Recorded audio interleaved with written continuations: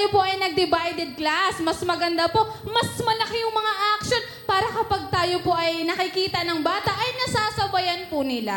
Yes po, tama ka po dyan, teacher. At isa pa po, sa pwede po nating ipakita po sa ating divided class ay yung room decoration. Ngayon po, meron po kaming inihandang video presentation kung paano ginawa po ng ating mga teachers ang kanilang classroom, ang kanilang divided classroom. So, panoorin po natin ang video pong ito.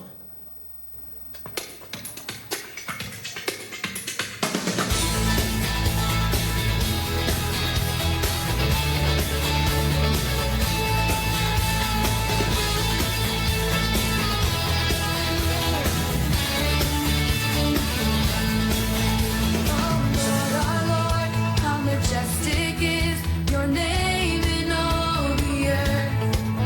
Oh Lord, our Lord, how majestic is your name in all the earth. Heavens declare your greatness, the oceans cry out to you. The mountains they bow down before you. So I'll join with the earth and Lahat po ay ordinary puppet. Dario. Pax. Just a simple glue po. Glue. Harina po, di ba? Boiling na. majestic Very simple po gumagawa nila. Hindi malaking gastos kailangan. Ayan po, ito po ay gawa po ng ating pong nursery and kinders. Dahil sama-sama po sila, tulong-tulong po sa paggawa, kaya po sila ay nakagawa ng isang napakagandang classroom. Ito po ay gawa lamang sa iba't ibang kulay na papel. Depende po sa inyo pong tema kapag gagawa po tayo ng classroom. Ito pong nursery and kinder, ang tema po nila ay isang kuweba. Mamaya po makikita po ninyo ang kanilang gawa o yung pinaka-resulta po ng kanilang classroom.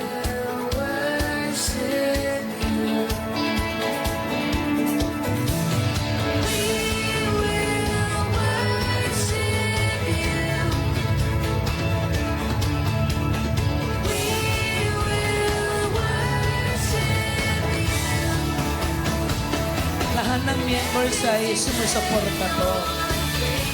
전성도들이 다 참여하지 않으면 이 성경학교를 성공적으로 마칠 수가 없습니다. 목사님, 사모님, 그리고 전 성도들이 협력해야 합니다. Ayan, kapag tayo po ay gagawa ng classroom, dapat lahat ng mga teachers na involved sa inyo pong classroom ay dapat may effort din or creative para naman mas maganda, mas masaya ang kalabasan po ng ating pong classroom decoration. And this is the result of their decoration.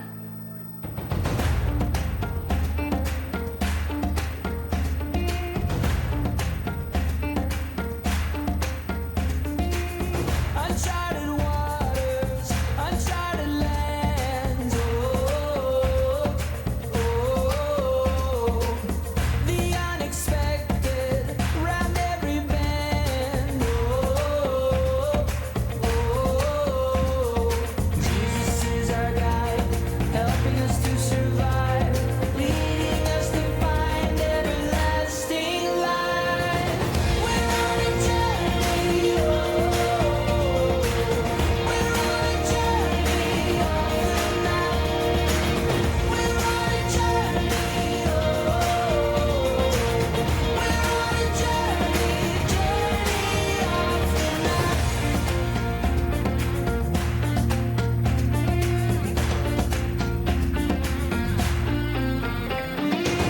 And when we turn to the right or left, our ears will hear Him and His command. He will say to us, "Come on, this is the way." Amen! Praise God po. Ayan po ang kanilang classroom. Alam ko po na excite po kayo agad nung nakita makita nyo po yung gawa po ng ating nursery and kinder. Huwag po kayong mag-alala dahil mamaya pa po yon after lunch. At ito po ang grades 1 to 4. Dun po ang nursery and kinder sa Blue Building. And mamaya po makikita nyo po, may isa pa pong classroom. Let's move forward na po. Tapos na po tayo magkaroon po ng divided class sa mga bata. Ngayon po, ipe-prepare na po natin yung mga bata po sa ating second assembly. Sa ating second assembly po, dito po, ipe-prepare natin yung mga bata if yung iba sa kanila gusto mag-CR. Dito na po, ipe-prepare na po yung mga pagkain, yung mga lunch po ng ating mga bata, yung mga snacks po. At Yes. dito na po yung recess and food serving. So pagkatapos nila mag-prepare, papapilahin po natin yung mga bata po. Isa-isa po, bibigyan po natin sila ng kanilang mga snacks po. Yes, tama ka dyan. Ito rin po kasi yung inaantay ng mga bata. Siyempre, lalo na kapag nursery and kinder, eating time ang kanilang inaantay. Siyempre, hindi naman pwedeng ilang oras silang nakaupo, nakikinig sa atin, tapos hindi sila, baka yung iba nasi CR na. So, yung mahalaga po, bigyan natin sila ng time para po sila ay makapag-recess, makakain, makapunta ng CR. Yes po, gagawin po natin ito ng napakabilis lamang. Hindi po dapat tayo magtitake ng napakaraming oras. Sa gayon, we can prepare po sa ating second program. So dadako na po tayo sa ating main worship hall para po to prepare for our second program. At sa ating second program, this is the time to showcase the students' talent. Dito na po ipapakita po ng mga estudyante. Let's give them time na sila po mismo ang mag-perform. At dito po sa ating second program, marami po kaming inihandang mga activities na pwede po natin pagawa sa mga bata. Yes, tama ka dyan. Gusto nyo na ba makita ang iba't ibang activities na pwede natin gamitin kapag tayo po ay nag-BBS na?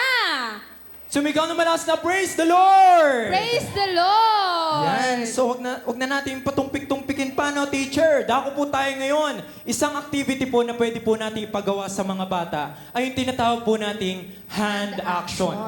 Hand action, pwede po natin gamitin ito sa paggawa ng story. Pwede po natin gamitin ang hand action sa pagtuturo po ng mga bata. At ngayon po, meron pong inihanda ang ating mga teachers to give us a wonderful hand action.